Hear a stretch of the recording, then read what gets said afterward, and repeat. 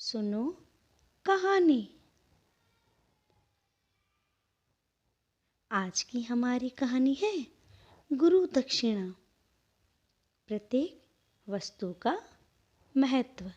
तो चलो आज की कहानी सुनते हैं। एक बार एक शिष्य ने विनम्रता पूर्वक अपने गुरुजी से पूछा, गुरुजी, कुछ लोग कहते हैं कि जीवन एक संघर्ष है, कुछ अन्य कहते हैं कि जीवन एक खेल है और कुछ जीवन को एक उत्सव की संज्ञा देते हैं। इनमें से कौन सही है?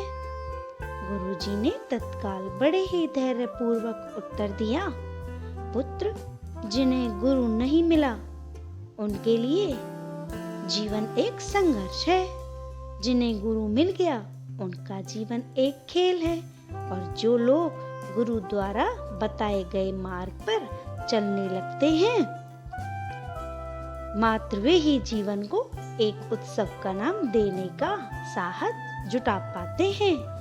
यह उत्तर सुनने के बाद भी शिष्य पूरी तरह से संतुष्ट न था। गुरुजी को इसका आभास हो गया। वे कहने लगे, लो, तुम्हें इसी संदर्भ में एक कहानी सुनाता हूँ।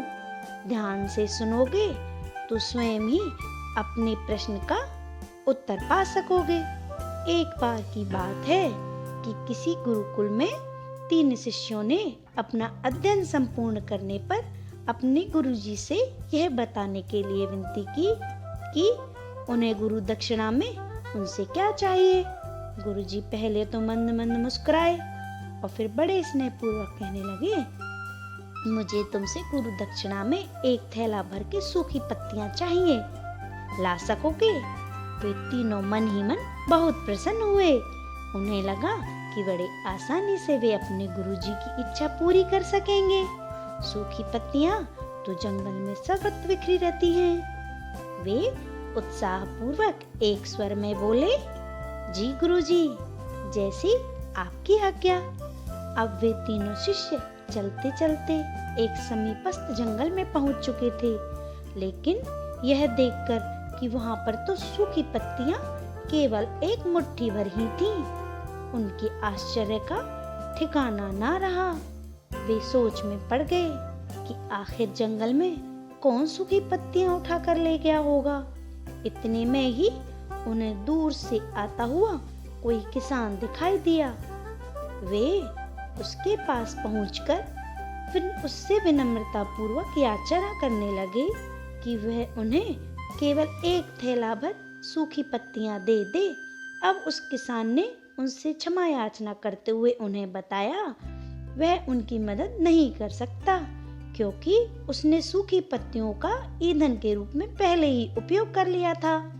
अब वे तीनों पास में ही बसे एक गांव की ओर इस आशा से बढ़ने लगे थे कि हो सकता है वहां उस गांव में उनकी कोई सहायता कर सके। वहां पहुंचकर उन्होंने जब एक व्यापारी को देखा तो बड़ी उम्मीद से उससे एक थैला भर सूखी पत्तियां देने के लिए प्रार्थना करने लगे, लेकिन उन्हें फिर से एक बार निराशा ही याद आई, क्योंकि उस व्यापारी ने तो पहले ही कुछ पैसे कमाने के लिए सूखी पत्तियों के दोने बनाकर बेच दिए थे। लेकिन उस व्यापारी ने उदारता दिखाते हुए उन्हें एक बूढ़ी माँ का पता बताया जो सूखी पत्तियां एकत्रित किया करती थी। पर भाग्य ने यहाँ पर भी उनका साथ नहीं दिया। वह बूढ़ी माँ तो उन पत्तियों को अलग अलग करके कई प्रकार की औषधियां बनाया करती थी। अब निराश होकर वे तीनों हाल ही याद गुरुकुल लौट आए। गुरुजी ने उन्हें देखते ही स्नेहपूर्वक पूछा, पुत्रों, ले आए गुरु दक्षिणा? तीनों ने सिर झुका लिया। गुरुजी द्वारा दोबारा पूछे जाने पर उनमें से एक शिष्य कहने लगा, गुरुदेव, हम आपकी इच्छा पूरी नहीं कर पाए।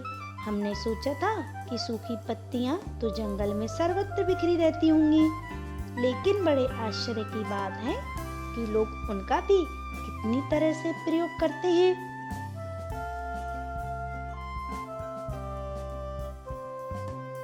गुरुजी फिर पहले ही की तरह मुस्कुराते हुए प्रेम पूर्वक बोले, निराश क्यों होते हो? प्रसन्न हो जाओ। और यही ज्ञान कि सूखी पत्तियां भी व्यर्थ नहीं हुआ करती, बल्कि उनके भी अनेक उपयोग हुआ करते हैं। ये ज्ञान हमेशा याद रखना ही मुझे गुरु दक्षिणा के रूप में दे दो। तीनों शिष्य गुरुजी को प्रणाम करके खुशी खुशी अपने अपने घर की ओर चले गए। वह शिष्य जो गुरुजी की कहानी एकाग्रचित्त होकर सुन रहा था, अचानक बड़े उत्साह से बोला, गुरुजी, अब मुझे अच्छी तरह से ज्ञात हो गया है कि आप क्या कहना चाहते हैं। आपका संकेत वस्तुतः इसी ओर है ना, कि जब सर्वत्र सुलभ सूखी पत्तियां भी निरर्थक या बेकार नहीं होती हैं, तो फिर हम कैसे किसी भी वस्तु या व्यक्ति को छोटा और महत्वहीन मान सकते हैं। तो इस कहानी से हमें क्या सीख मिली? चींटी से लेकर हाथी तक और सुई से लेकर तलवार तक सभी वस्तुओं का अपना अपना महत्व है। हर वस्तु का आदर करें। तो कहानी कैसी लगी? कहानी के लिए लाइक करें, शेयर करें। चैनल पर नए हो तो चैनल को सब्सक्राइब करें और नई नई कहानियाँ मेरे YouTube चैनल पर सुनते रहें। नई नई कहानियों के लिए चैनल देखते रहें। Thank you so much.